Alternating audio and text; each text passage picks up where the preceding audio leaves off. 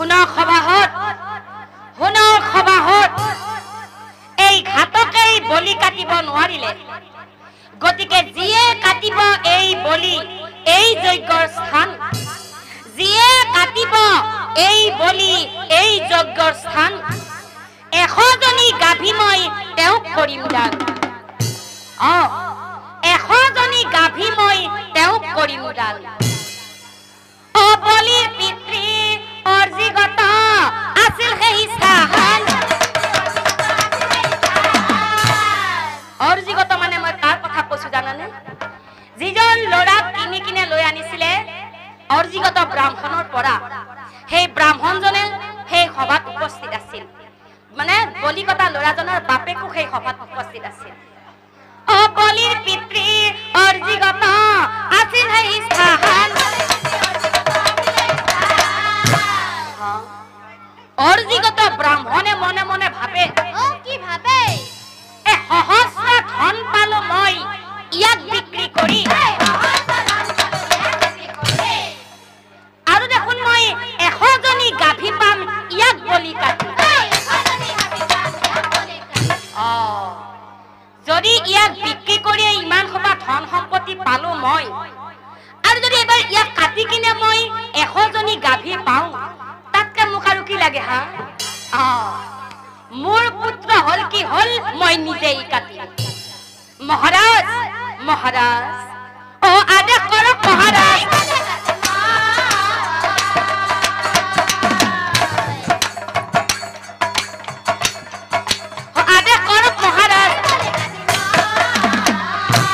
এতিয়া চাওকচোন বাৰু ৰাইজ অকণমান ধনৰ বাবে নিজৰ পিতৃয়ে কেনেকৈ পুত্ৰক কাটিবলৈ গ'ল সেইকাৰণে কৈছিলো যে বাপ মেনে ধৰা হাপ এতিয়া চাওকচোন বাৰু অকণমান ধনৰ কাৰণে নিজৰ পিতৃয়ে কেনেকৈ পুত্ৰক কাটিবলৈ গ'ল নিজৰ পুত্ৰ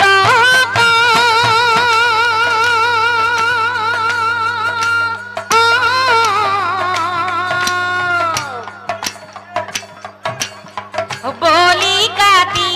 বলো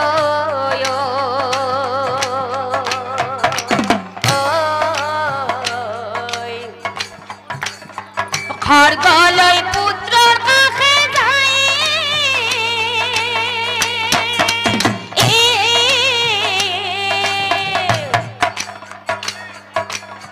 ধনৰ কাৰণে অন্ধ হৈ যায়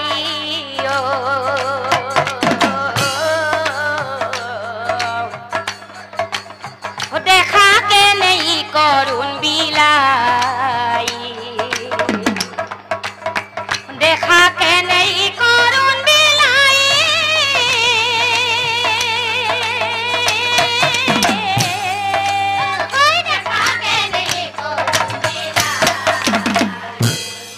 ও কাল মুদ্ৰি ধৰি পিতৃ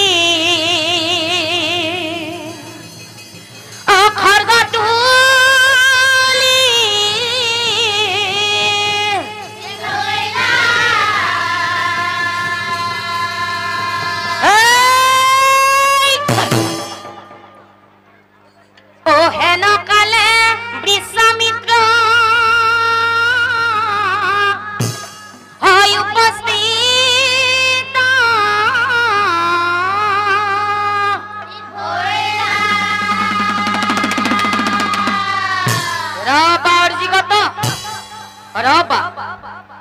প্ৰথমতে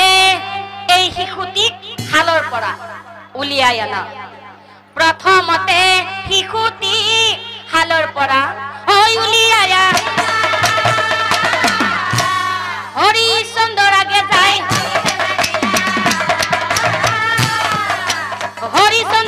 যায় ৰাজা হৰিচন্দ্ৰ তোমাৰ কথাৰ কেৱল আমি প্ৰমাণহে চাইছিলো তুমি কি কৈছিলা তুমি কৈছিলা যে তোমাৰ পুত্ৰ সন্তান হলে সেই পুত্ৰক যজ্ঞত বলি দিব পাৰিম বুলি সেইকাৰণে কৈছো মানুহে ইমান গৰ্ব অহংকাৰ কেতিয়াও কৰিব নালাগে কথাতে কৈছে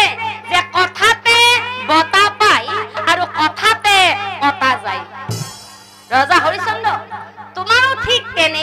নহল আমিও তোমাৰ কেৱল এই গৰ্ব অহংকাৰৰ প্ৰমাণহে চাইছিলো এৰা ৰজা হৰিচন্দ্ৰ তুই ইমানেই মূৰ্খ যে তুমি নিজৰ সুখৰ কাৰণে এই শিশুটোক ইয়াতে আনি বলি দিব ওলাইছিলা এৰা ৰজা হৰিচন্দ্ৰ ও মানুহৰ তেজ মাংস দেৱতাই নাখায় শুনা শুনা হৰিচন্দ্ৰা শুনা শুনা হৰিচন্দ্ৰা